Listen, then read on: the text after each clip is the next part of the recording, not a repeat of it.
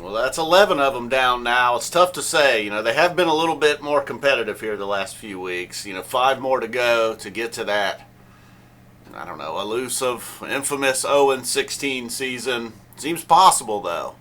Again, today started out promising. The opening drive, they moved the ball well, of course, like they have all year. And they did the rest of the day as well. Stalled in the red zone, settling for a field goal. But a 3-0 lead is better than a 3-and-out and a punt, like we've seen multiple times this year, opening drives. The Bengals, however, go down. They score a touchdown.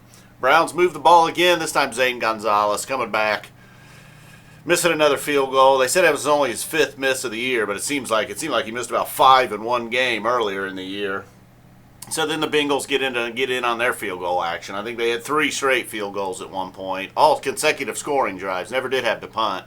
Briefly, though, the Browns punter left the game, leaving Gonzalez in there, a guy that can't even kick a field goal. Now he's going to switch over and try and punt the ball. It didn't go well, as the announcer during the game pointed out. And it's not good, as you would expect. I was like, hey, wait a minute. Is he saying that because he's not a punter, or is he saying that because he plays for the Browns? A little bit of both, probably. I don't know.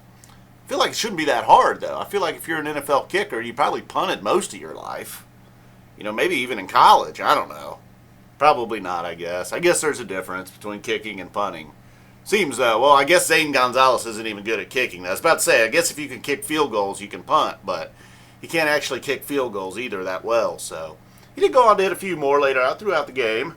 A couple of penalties, too, I don't know. It was 16-6 at halftime. Seemed like a doable game, possibly a winnable game. I mean, Bengals come out and kind of shut that down, though, with their first drive of the second half, getting a touchdown, making it 23-6. Their best day of the year running the ball, apparently.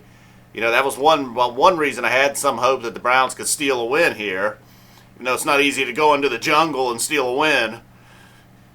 They could have, they stopped the run, fairly well, actually, surprisingly, the Browns do. And the Bengals don't run the ball well at all. So I thought maybe they can force Dalton into throwing it 35, 40 times. Several of those will be interceptions, at least is what I was thinking. Then Joe Mixon comes out, has a career day for himself, and goes way over 100 yards, puts all that to bed. Even gets a clean-up touchdown at the end, making it 30-16. I believe that was the final score. I turned it off there with about a minute and a half to go. I don't know. Perhaps the Bengals will score again.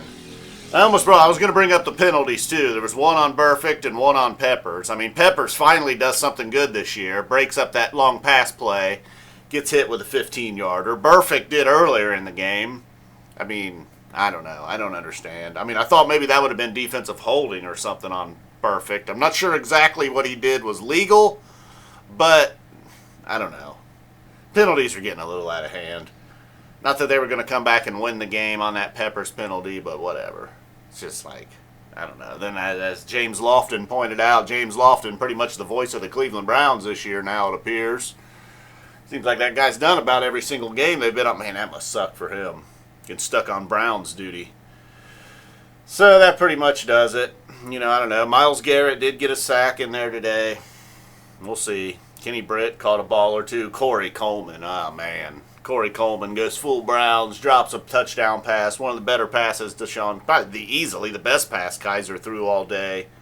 Hits Coleman right in the chest, face mask, hands, wherever. I don't know. We'll see. Well, Flash Gordon back next week. That's big. That'll help, actually. Guy might screw things up coming in here and we win a game. All right.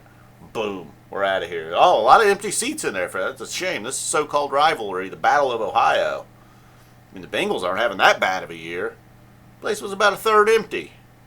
They try to sneak in them green seats. That way you don't notice that shit on TV. Oh, I noticed. You didn't even, I don't know who was, but there must have been a lot of Browns fans there. At least, or Bengal fans were upset. I don't know. A lot of people were booing that play at the end there on Peppers.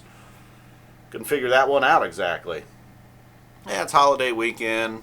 Kind of a chilly day. Looks sunny, though. Couldn't have been that cold. I don't know. Whatever.